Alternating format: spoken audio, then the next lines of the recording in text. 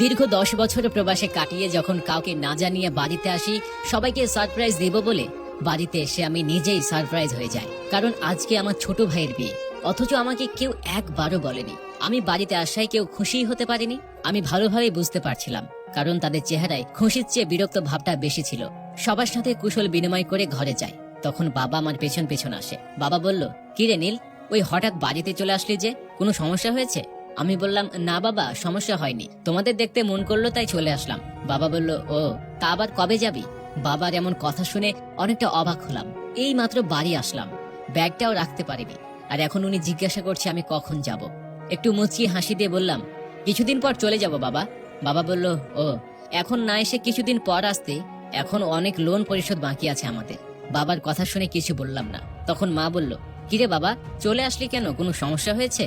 আমি বললাম, না মা, সমস্যা হয়নি, এমনি আসলাম তোমাদের দেখতে, তোমাদের খুব মনে পড়ছিল তাই চলে আসলাম। মা বলল, ও আচ্ছা, ফ্রেশ হয়ে আয়, আজকে আবার রাকিবের বিয়ে, তুই যাবি না তোর ভাইয়ের সাথে? আমি বললাম, না মা, আমি অনেক ক্লান্ত, শরীরটা আজ চলছে না, একটু ঘুমাবো, অনেকদিন শান্তির ঘুম ঘুমাতে পারি না মা, তাই যাব না। আমি আমার মা বাবার কথা শুনে অনেকটা অবাক হলাম।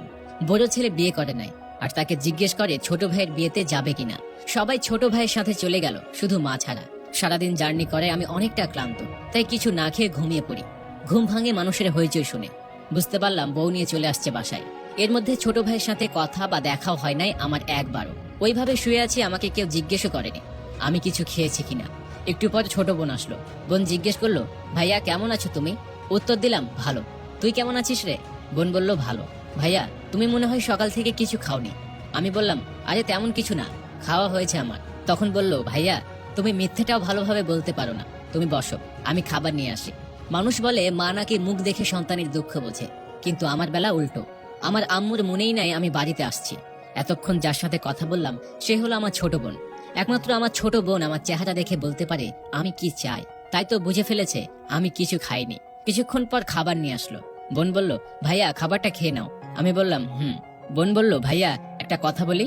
আমি বললাম, বল, কি বলবি? বলল, আমার হাতে খাইয়ে দেবো তোমাকে। আমি মাথা নিচু করে বললাম, দে, অনেকদিন হলো কারুর হাতে খাবার খায় না। তারপর ছোট বোন খাবার খাইয়ে চলে গেল। রাতের বেলা সবাই আমার ঘরে চলে আসলো, সাথে ছোট ভাইও ছিল। আম্মু বলল, নিলয়, কি নিয়ে আসলি আসার সময়, আমাদের একটু দেখা। উত্তর দিলাম, এনেছিলাম অনেক কিছু, কিন্তু কাকে কি দিব বুঝতে পারছি না। তখন বাবা বলল, কাকে দিবি মানে? আমরা তোর পরিবার, আমাদেরকে দিবি। একটা মুচকি হাসি দিয়ে বললাম, তোমরা আমার পরিবার? বাবা বলল, কেন? আমি বললাম, না এমনি, আমি এখন কিছু খুলতে পারবো না বাবা, দুদিন পরে খুলবো। কথা শোনার পরপরই সবাই নিজ নিজ ঘরে চলে গেল।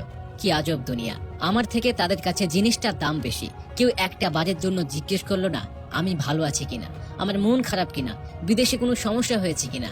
এরপর দেখতে দেখতে 2 দিন কেটে গেল, আর আমি একা একা ভাবলাম, আমরা প্রবাসীরা সবাইকে ভালো রাখতে দিনের পর দিন কষ্ট করি, না খেয়ে থাকি, রাতে ঘুম পারি না, অসুখ হলে ভালো চিকিৎসা নেই না, সেই অসুস্থ শরীর নিয়ে ডিউটি করি। মাস শেষ হলে নিজে খালি পকেটে থাকি, সব টাকা বাড়িতে পাঠিয়ে দিই, চিৎকার করে মুখ ফুটে কান্নাও করতে পারি না। আমাদের আপন বলতে কখনো কেউ থাকে না। সবার এমন স্বার্থপরতা আমার মনকে ভেঙে টুকরো টুকরো করে ফেলেছে। মনের কষ্ট সহ্য করতে না পেরে 1 সপ্তাহ না হতে তাই বিদেশে চলে এসেছি। আর নিজেকে এখন সান্ত্বনা দিই, যার কেউ নেই তার আল্লাহ আছে। এতক্ষণ আপনারা শুনছিলেন এক প্রবাসী ভাইয়ের জীবনের গল্প।